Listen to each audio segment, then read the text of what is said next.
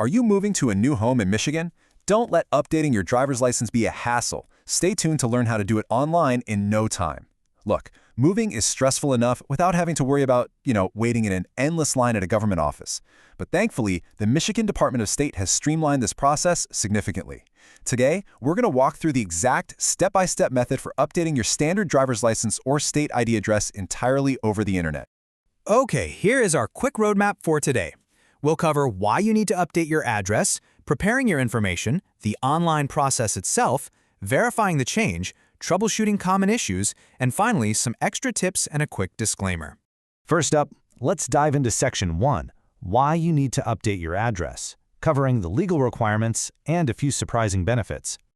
Now, what's really great about this is that updating your standard driver's license address online will cost you absolutely nothing. It is entirely free.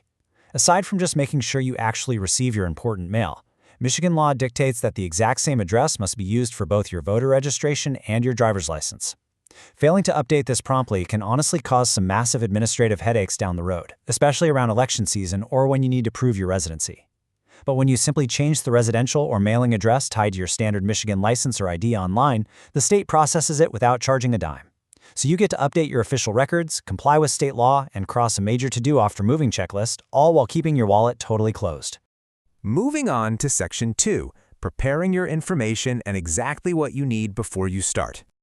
Gathering the right information before you even sit down at the computer is going to save you from major headaches. There is literally nothing more frustrating than starting a digital form only to realize you left a vital document packed away in a moving box somewhere. So the absolutely crucial point here is understanding that you'll be using the state's MyLogin system. Think of this as your secure digital master key from Michigan's e-services portal. MyLogin isn't just for your driver's license either.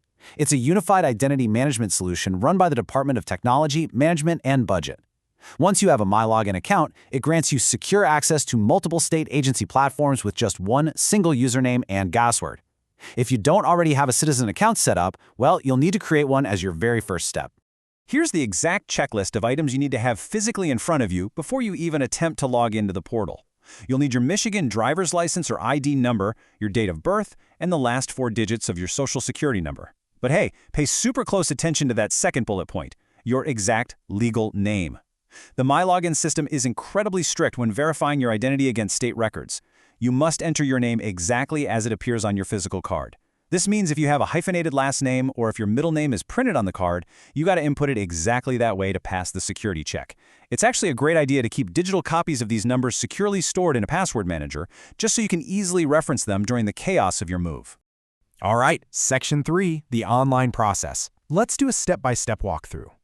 By following these 4 simple steps on the e-services portal, you can literally complete this entire bureaucratic process from the comfort of your own couch. First up, you'll want to navigate over to the official portal at michigan.gov/SOS. From there, you'll be prompted to authenticate your identity by logging into that Citizen MichLogin account we just talked about. Once you're securely logged in, navigate right to the address change section. Here, you'll carefully enter your new residential address. The system also gives you the option to add a completely separate mailing address, which is absolutely perfect if you use a P.O. box. Finally, review your information carefully just to avoid any typos, hit submit, and always save a digital copy or a screenshot of your confirmation page for your records. Let's move to Section 4, verifying your change and what actually happens after you submit. Because hitting submit isn't really the final step, right? You need to know how the state fulfills your request and actually gets your updated credential to you.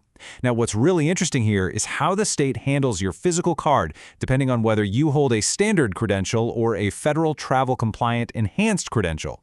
The Michigan Department of State processes these 2 types of cards very differently when an address change occurs, and knowing this will tell you exactly what to look for in your mailbox. If you have a standard license, you can expect an adhesive sticker in the mail within about 14 days.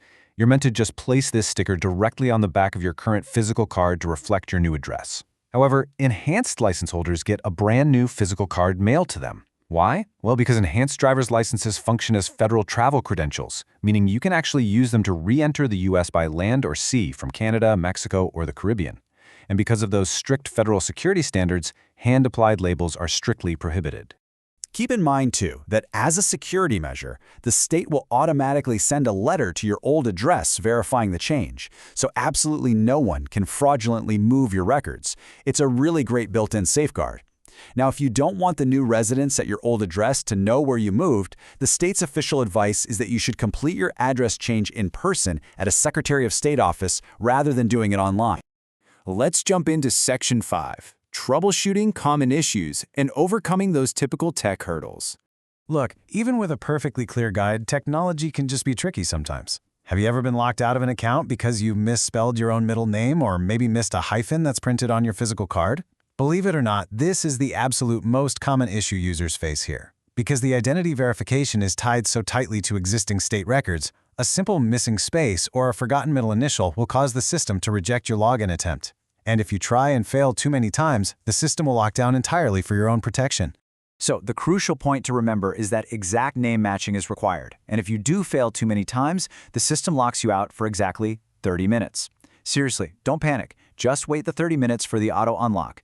The state actually recommends that you close all your web browsers, open a completely fresh browser window, and manually type in michigan.gov/SOS just to avoid any cache data causing further issues. If you are somehow still locked out after that, you can call their help desk directly at 888-767-6424 for a manual reset. They're incredibly helpful and can get your account back on track in no time. Finally, Section 6, additional tips, a few extras, and our legal notices. Updating your license actually acts like a domino effect. It automatically updates your vehicle and voter registrations without any extra paperwork from you. The moment you process your driver's license address change, the system links it all up. Your vehicle registration files get the new address immediately. And if you're a registered Michigan voter, your voter registration address is updated automatically to match, ensuring you're voting in the correct local precinct. There's one major exception, though. If you're moving within 2 weeks of an election, this automatic update just won't be enough. You absolutely must visit your local city or township clerk in person to vote in that upcoming election using your new address. Finally, if doing things online just isn't your speed, there are alternative paper forms, specifically Form ED-109W, that you can download, fill out, and mail straight to Lansing. Just a quick note before we wrap up. Please remember that while this explainer is designed to make your life way easier and perfectly transparent, government processes can and do evolve. The information we've covered is accurate as of August 22, 2026. Always double-check the official Michigan Secretary of State website for the absolute latest updates or changes in procedures before you begin. So, now that you've totally mastered the Michigan address change and conquered the MyLogin portal, what other important documents or subscriptions do you need to tackle next before the moving trucks arrive? I mean, you've got your driver's license, your vehicle registration, and your voter registration all taken care of in one sweep. Boom. Next up, you might want to think about your bank, your insurance provider, and your internet service. As our lives become increasingly digitized, keeping our central identity updated is more crucial than ever. So what other hidden digital footprints are waiting to be updated in your new home?